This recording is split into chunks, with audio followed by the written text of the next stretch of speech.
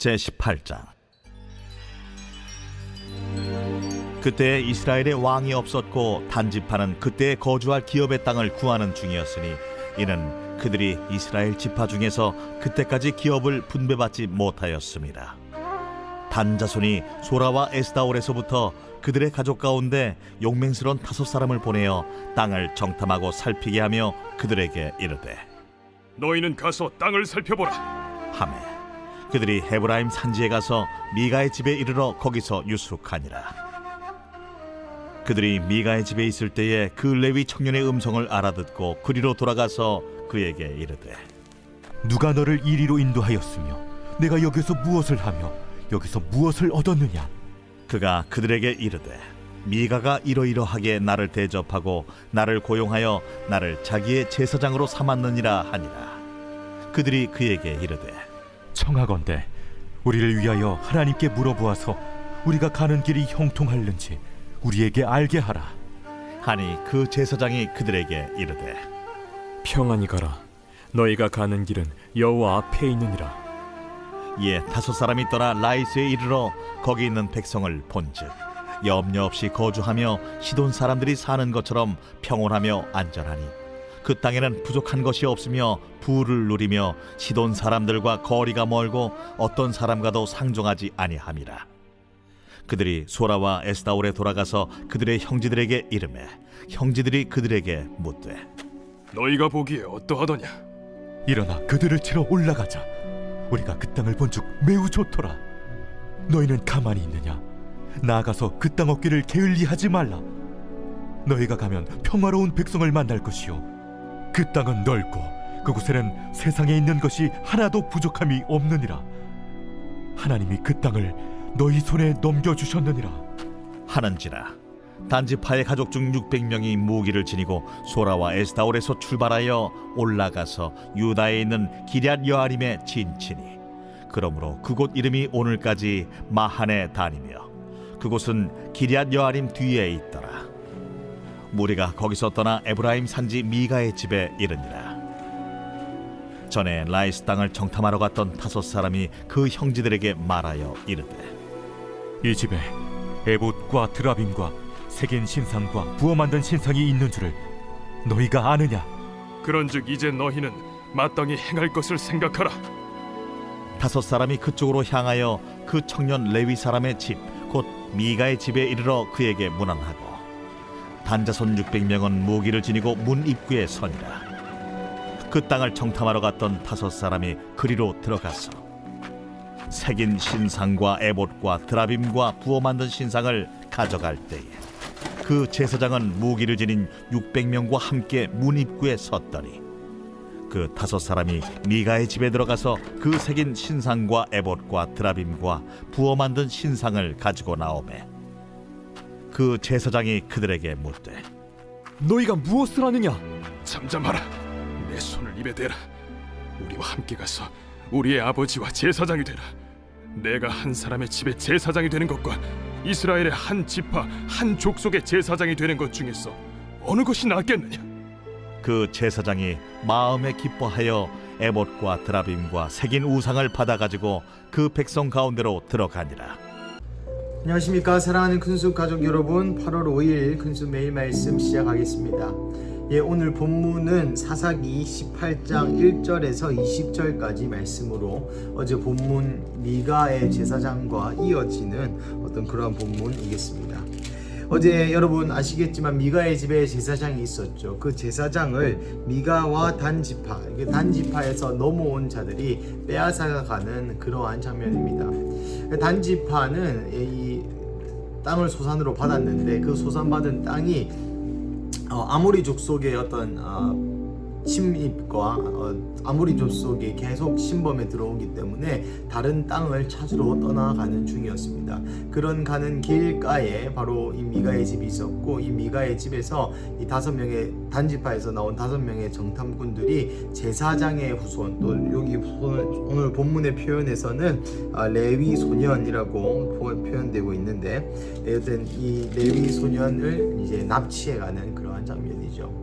오늘 본문이 시사하는 바는 크게 두 가지입니다. 첫 번째는 오늘 본문에서 이 미가의 집에 레위 청년이 고용되었다라고 얘기하는 것이죠. 여기서 고용하다라는 것은 적당한 대가를 지불하다는 것이었습니다. 여러분, 사랑하는 가족 여러분, 이스라엘의 법도의 레위인, 특별히 제사를 집도하는 이 대제사장들의 계열에 있던 레위인들은 누군가의 돈을 받고 일하는 존재가 아니었습니다. 이 11조의 전통이 구약에서 넘어온 것처럼 이 당시에도 11조를 이 제사장들과 레위인의 소산으로 드렸고, 이 레위인의 기업은 여호와 하나님이다라고 또 레위기서에 또 민수기서에 말하고 있죠. 그랬던 것처럼 이 레위인들은 하나님이 그들의 기업이어야지 고용된, 돈을 많게 벌거나 작게 벌거나 이거와 상관없는 그러한 인생이어야 한다는 것입니다. 그리고 개인을 위한 제사장, 여러분, 이 미가가 어떤 사람인지 잘 나오지 않습니다만은 이 미가가 그래도 어떤 면에서는 종교적인 그런 신용, 종교적인 어떤 그러한 모양을 갖추고 싶었던 모양입니다. 그래서 이 개인 목사, 개인 제사장을 고용한 것이죠. 이것이 바로 이 이스라엘의 타락을 단적으로 보여주는 예시였습니다. 레위인들이 여러분 무엇을 했겠습니까? 이 돈을 받고 더 나은 곳으로 가고, 돈을 받고 더 좋은 조건을 따라 예배를 드려준다라는 것은 여러분 있을 수가 없는 일인 것이죠. 물론 이 대우하는 것과 돈을 받고 고용하는 것은 다른 차원입니다. 물론 제사장들이 그 이스라엘 백성의 전체의 10분의 1로 먹고 살았다는 것은 굉장한 세수를 했다는 것이죠. 하지만 그것은 하나님의 나라의 법도에 따라 그리한 것이지 제사장들이 돈을 쫓은 것은 아닙니다. 나아가 오늘 보면 20절에 보면 그 제사장의 마음에 기뻐하여 에봇과 드라빔과 새긴 우상을 받아가지고 그 가운데로 들어갔다고 나와죠. 다른 데로 스카웃 당하니까 그 마음이 기뻐서 거기에 예배 때 쓰였던 도구들을 다 들고 갔다라고 얘기하고 있습니다. 사랑하는 가족 여러분, 그렇습니다. 이 영적인 지위, 영적인 현실, 이 영적인 수준을 드러내는 것이 바로 제사장의 역할, 제사장의 어떤 그 도덕 기준, 제사장의 어떤 영성일지인데, 그 제사장이 돈에 의해 돈인다는 이 사실이야말로 이스라엘이 얼마나 영적으로 타락하고 타락했는지 보여주는 한 단면이라 볼 수 있겠습니다. 사랑하는 가족 여러분, 이것은 비단 목사가, 전도사가, 직분자가 돈을 쫓아서는 안 된다 라는 그러한 교훈적인 의미를 표상하는 것이 아닙니다. 이것은 바로 이스라엘이라는 거대한 하나의 몸의 영적인 부분이 타락했음을 보여주는 예시죠. 그렇다면 이것을 통해서 하나님이 오늘 우리에게 하시는 말씀은 과연 무엇일까요? 그것은 바로 우리의 영적인 상황을 점검해 보아야 한다는 것입니다. 우리의 인생이 편안하고 우리의 인생에 아무런 위험이 없고 아무런 파도와 고난이 없다 할지라도 우리의 영적인 수준, 우리의 제사장적 사명을 우리가 감당하고 있는지, 아니면 오늘 본문에 나오는 이 레위 소년, 레위 청년처럼 돈에 의해 우리의 인생이 좌지우지되고 있는지 우리는 평가해 보아야 한다는 것이죠. 사사기에서 가장 많이 나오는 말씀이 무엇입니까? 어제 본문도 오늘 본문도 그때에는 이스라엘에 왕이 없었으므로 사람마다 자기 소견에 오른 대로 행하였더라. 여러분, 우리의 소견에 오른 대로, 돈의 논리대로, 세상의 논리대로 우리의 인생이 흘러가고 있다면 그것이야말로 사사기의 이스라엘 백성이며 이가봇, 하나님의 영광이 떠난 자라는 것입니다. 사랑하는 가족 여러분, 그래서 오늘 본문을 읽으면서 제가 들었던 감동은 바로 이 제사장의 사명을 회복하는 것입니다. 그렇다면 제사장의 사명이 무엇입니까? 그렇습니다. 제사장의 사명은 하나님과 사람을 화해시키는 것이 제사장의 사명입니다. 예배로 그리하는 것이 제사장의 사명인 것이죠.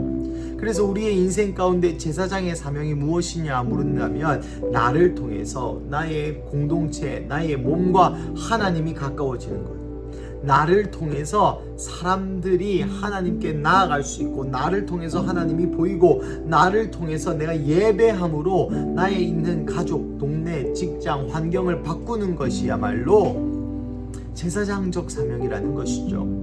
그러니 여러분의 삶 가운데 이 제사장적 사명이 남아 있느냐라는 질문을 한번 드려보고 싶습니다.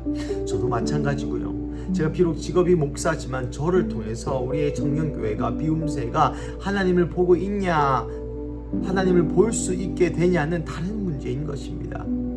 사랑하는 가족 여러분, 하나님이 우리를 왕 같은 제사장, 그의 소유된 백성으로 삼았다고 성경은 분명히 증거하고 있습니다. 그러면 우리의 인생이 왕 같아야 되고 제사장적 사명을 감당해야 된다는 것이죠. 그래서 오늘 본문을 통하여 하나님이 다시 한번 우리에게 제사장의 사명을 일깨우시는 거라고 저는 믿습니다. 여러분의 삶 가운데 제사장적 사명, 즉 사람들을 하나님께로 화해시키는 사명을 감당하시기를 축복합니다. 오늘 이 화요일 아침 가운데에 하나님의 말씀을 듣고 하나님이 우리에게 하라고 하시는 그 사명, 제사장적 사명, 나의 가족, 나의 친구, 나의 회사 사람, 나의 관계하는 모든 교제권 안에 있는 사람들이 여러분의 삶을 통하여, 여러분의 기도와 여러분의 예배하는 삶을 통하여 하나님을 보기를 간절히 축복합니다. 그래서 오늘 하루 이 제사장의 사명을 감당하시는 우리 근수교회 가족 되기를 주님의 이름으로 간절히 축복합니다. 함께 기도하시겠습니다. 사랑하는 하나님, 감사합니다. 오늘 본문을 통하여 이 미가의 집에서 일했던 청년, 레위 청년이 돈의 논리에 따라 주님을 예배하고 말고를 결정하는, 그리고 이것을 통하여 이스라엘의 영적인 타락에 정말 적나라한 것을 보여주는 하나님, 그러한 본문을 오늘 우리에게 허락하시니 감사합니다.